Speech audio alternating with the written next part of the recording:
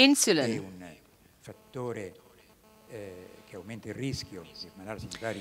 is a factor that increases the risk of developing various types of cancer. This is the Toronto study shows the incidence of metastases as a function of the insulin levels. Death has a relation with this even higher, because if you have high insulin, you can die of infarction, of diabetes, and so on. I'm afraid I jumped something I wanted to show you, but it doesn't really matter. Let's see the relations with body weight. This is the EPIC study. Before menopause, the more overweight women do not have a higher risk of developing cancer. They have a slightly lower risk.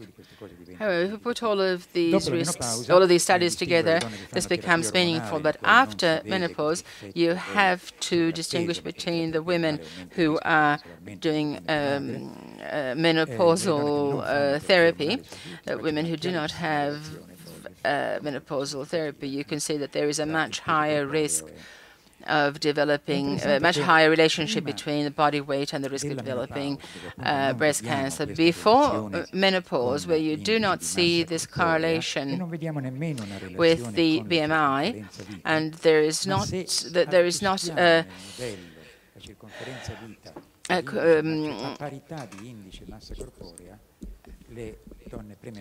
a correlation with the circumference level, but women who do have fat around their waist, the thin women with a bit of a paunch have the others that risk developing breast cancer after menopause.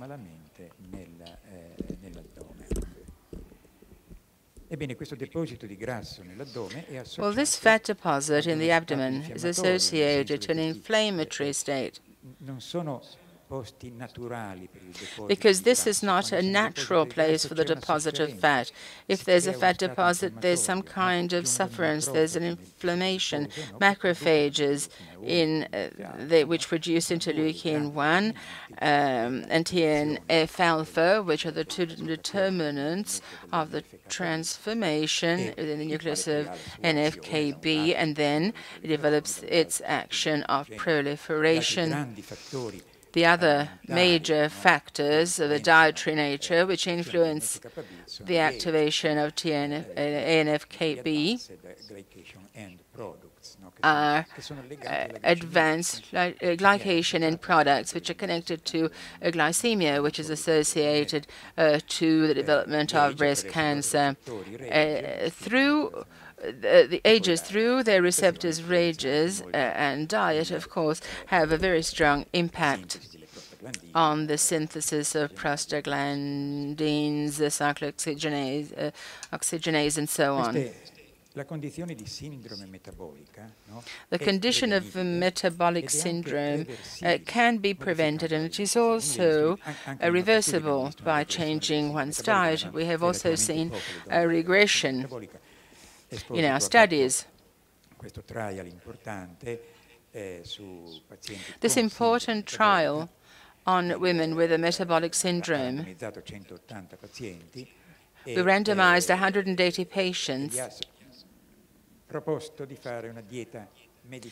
and suggested that they undertake a Mediterranean-type diet for 2 years. And we saw the effects of this.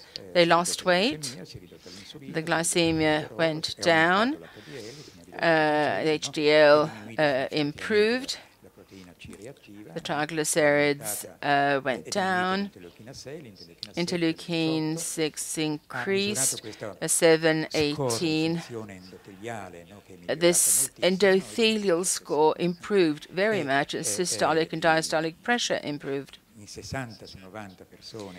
60 out of 90 women saw their metabolic syndrome disappear, and in 18 out of the control group, also improved. These cannot be blind studies. If you take part in these groups, you take advantage of the situation, even if you end up in a control group.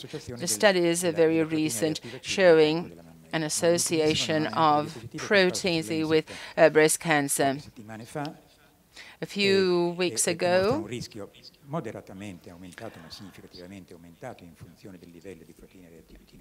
there was an important publication showing the increased risk. This is a study carried out on patients. You can see that the overall survival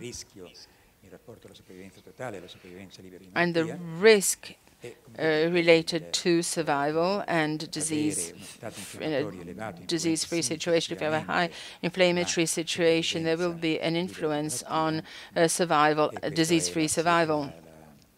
This was the seric amyloid, which is another indicator of the inflammatory state.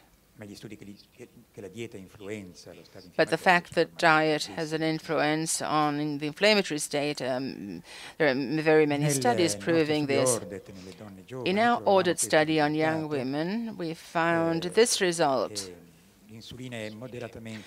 that insulin is moderately associated in the younger women, not always, but there is this type of association. It is associated to glycemia, and we invested quite a lot to go and measure different types of hormones, and however glycemia is a very strong indicator of breast cancer and IGF-1. Women with a high IGF-1 have very high breast cancer risk.